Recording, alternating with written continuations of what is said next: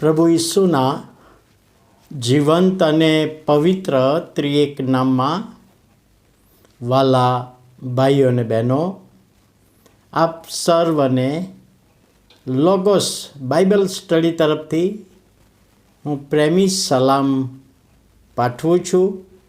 અને આજે 2025ના વર્ષનો 230મો દિવસ 18મી ઓગસ્ટ 2025 અને સોમવારનો આ નવો દિવસ આપણા જીવનોમાં પ્રભુએ બતાવ્યો.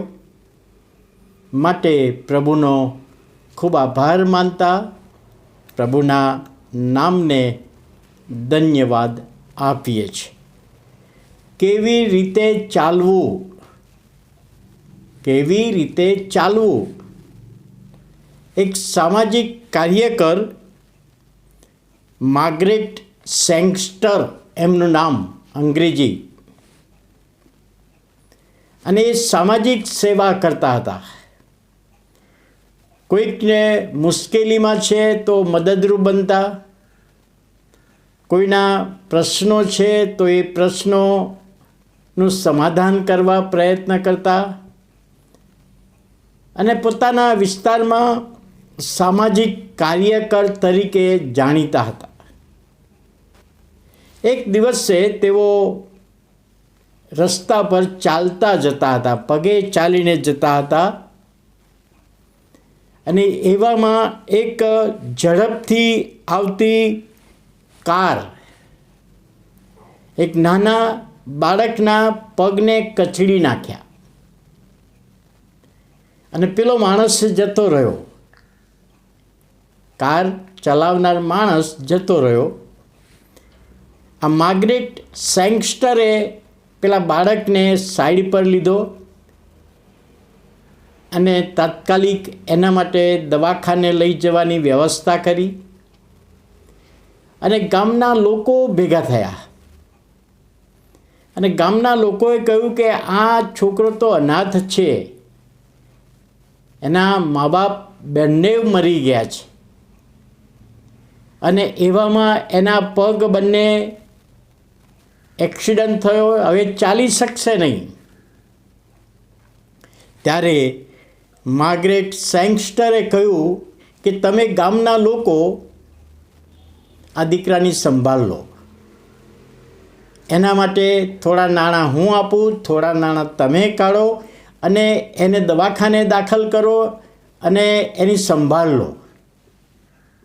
અને એ છોકરાને દવાખાને દાખલ કરીને માર્ગરેટ સેંગસ્ટર જતા રહ્યા, અને ગામના લોકોએ એની સંભાળ લીધી. કેટલોક સમય પસાર થયો.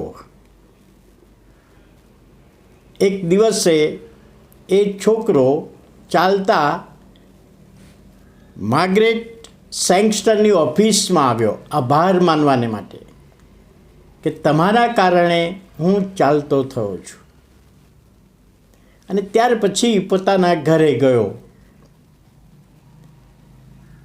20-25 વર્ષ પછી આ માર્ગરેટ સેંગસ્ટર એ ગામમાં ગયા, અને ગામમાં પૂછ્યું કે બહુ વર્ષો પહેલાં એક બનાવ બનેલો, અને એ વખતે પેલું એક નાનું બાળક હતું ને એના પગ કચડાઈ ગયેલા, દવાખાને દાખલ કરેલો, પછી થોડા દિવસોમાં ચાલતો થયો, અને એ મારા ઘરે ઓફિસમાં આભાર માનવા આવેલો.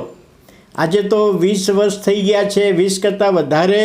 તો હવે એ દીકરો શું કરે છે ને ક્યાં છે?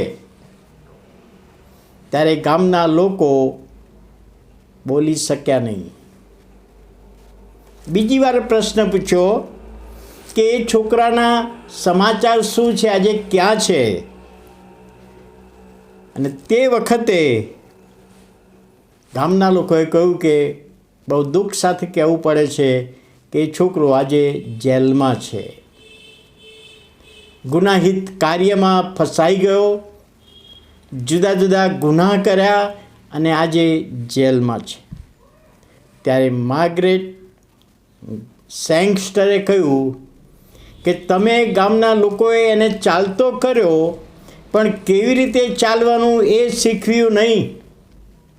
તમે એને ચાલતો કર્યો, દવાખાને લઈ ગયા, ચાલતો થયો, પણ કેવી રીતે ચાલવાનું છું એ શીખવવામાં તમે નિષ્ફળ ગયા. આ જ બાબતને આપણે જોઈએ તો એફેસીઓનો પત્ર તેનો 5મો અધ્યાય અને 15મી કલમ. કાળજીપૂર્વક સંભાળ રાખો કે તમે નિર્બુદ્ધની પેઠે નહીં પણ ડાહ્યા માણસની પેઠે ચાલો.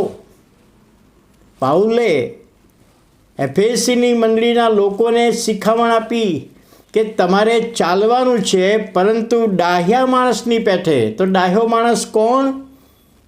કે જે પ્રભુના વચનો વાંચે છે, સાંભળે છે અને એમાં લખેલું પાળે છે, એ વ્યક્તિના જેવું ચાલો. પેલા છોકરાને ચાલતો કર્યો, પણ કેવી રીતે ચાલવાનું એ ગામના લોકો એને શીખવી શક્યા નહીં, સમજાવી શક્યા નહીં. એને બાઇબલ સમજાવે છે, પ્રભુનું વચન સમજાવે છે કે આપણે આ પૃથ્વી પર કેવી રીતે ચાલવાનું છે. ડાહ્યા માણસની પેઠે ચાલીએ. પ્રાર્થના કરીએ. વાલા પ્રભુ, અમે તમારો આભાર માનીએ છીએ, તમારા નામને ધન્યવાદ આપીએ છીએ આજે નવા દિવસની ભેટને માટે. અને પૃથ્વી પર અમારે કેવી રીતે ચાલવાનું છે એ પ્રભુ તમારું વચન અમને બતાવે છે. ડાહ્યા માણસની પેઠે અમે ચાલીએ અને વચન દ્વારા એનો આશીર્વાદ અમારા જીવનમાં આપો. આજનું મનન સર્વ રીતે આશીર્વાદિત કરો. ઈસુ પ્રભુના નામમાં સાંભળો, માન્ય કરો. આમેન.